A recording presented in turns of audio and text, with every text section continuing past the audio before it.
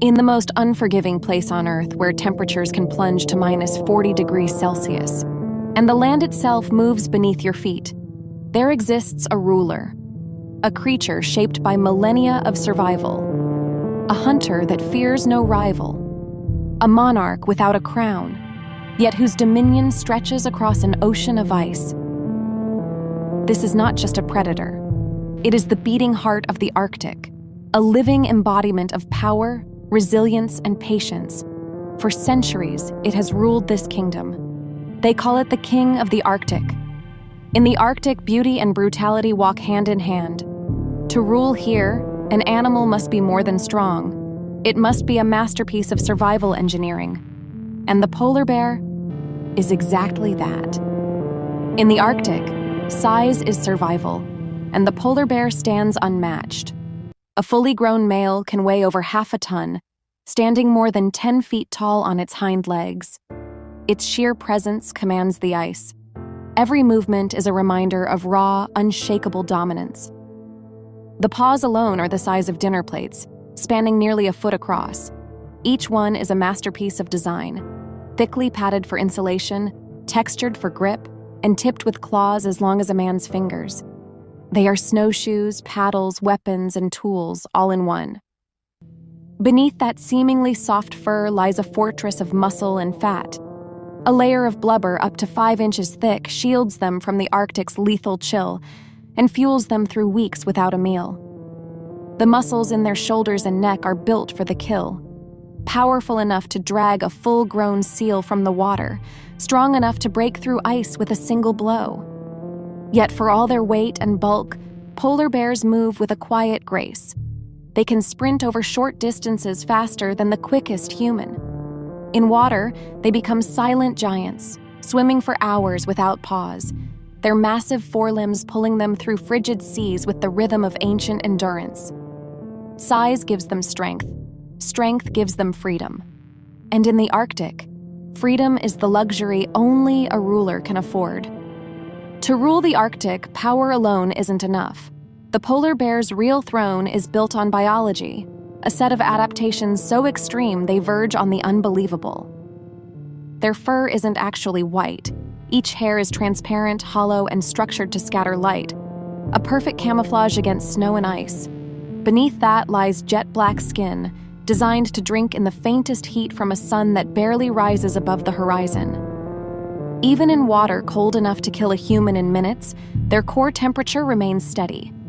This is thanks to a blubber layer up to 13 centimeters thick, thicker than a brick wall, and a metabolism that turns every ounce of fat into life-saving warmth. Their noses can detect prey nearly a kilometer away, and under the snow, their sense of smell is even more astonishing. Some have been known to pinpoint a seal's breathing hole hidden beneath nearly a meter of ice. And then there's their heart. In moments of patience, waiting beside a seal's air hole, it slows to conserve energy, matching the rhythm of the frozen world. But when it's time to strike, when that perfect moment comes, it surges, unleashing explosive speed. A polar bear can sprint at nearly 40 kilometers per hour, faster than the fastest human sprinter, and only a fraction slower than a charging lion. On ice, that speed is devastating.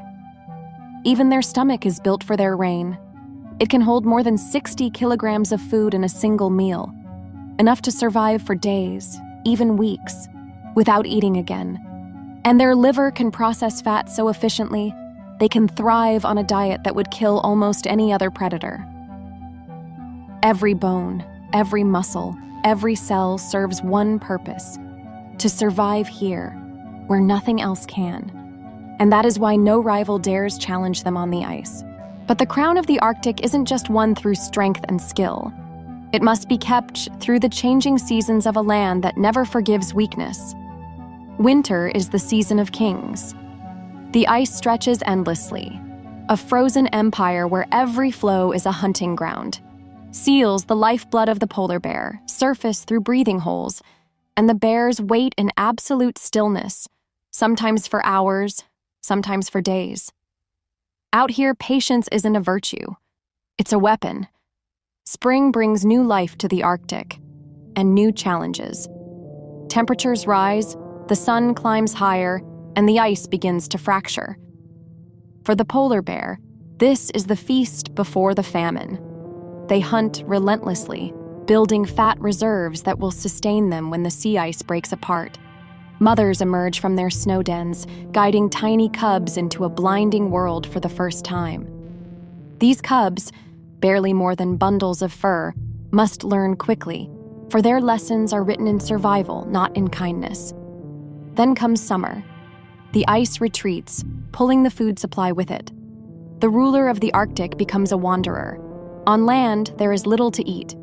Some scavenge on the shorelines, others swim for miles in search of drifting floes. They can lose up to a third of their body weight before the sea freezes again. The Arctic summer is a silent test. The weak perish, the strong endure. By autumn, the temperature plummets once more. The sea ice returns, and with it, the throne. The king has survived another cycle.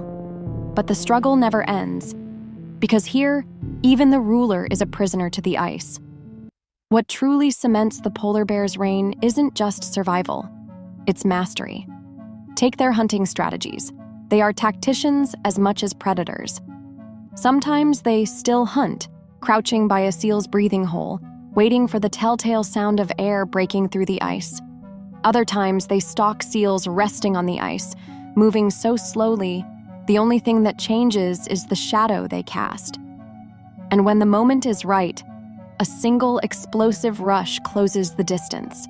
They are also formidable swimmers, not just in short bursts, but over vast distances. One female was recorded swimming 687 kilometers, nearly 9 days at sea, through ice-cold water, without touching land. Such endurance would break almost any other animal. For the polar bear, it's simply the cost of ruling an empire made of ice and ocean. And yet, for all their dominance, polar bears are not heartless monarchs. Their lives are bound by family, especially the bond between mother and cubs. A mother will go without food for months, sacrificing her own strength to nurse her young. She will shield them from storms with her body, teach them to stalk prey, and, if needed, fight to the death to protect them. In the Arctic, every life is fragile, and every lesson passed on is a thread in the kingdom's survival. Even the way they walk is deliberate. Their paws spread wide to distribute weight, allowing them to cross paper-thin ice without breaking through. They read the cracks, the texture, the sound beneath their feet. Knowledge written into their instincts over thousands of years. But the Arctic is changing. The ice forms later and melts sooner. The distances between hunting grounds grow longer. For a ruler that depends entirely on sea ice, this is not just an inconvenience. It is a threat to the throne itself. Some bears are forced to swim further than ever before, burning precious fat reserves. Others move inland, scavenging through human settlements, a dangerous and desperate gamble. And yet, they adapt, as they always have. Because for a king, surrender is never an option.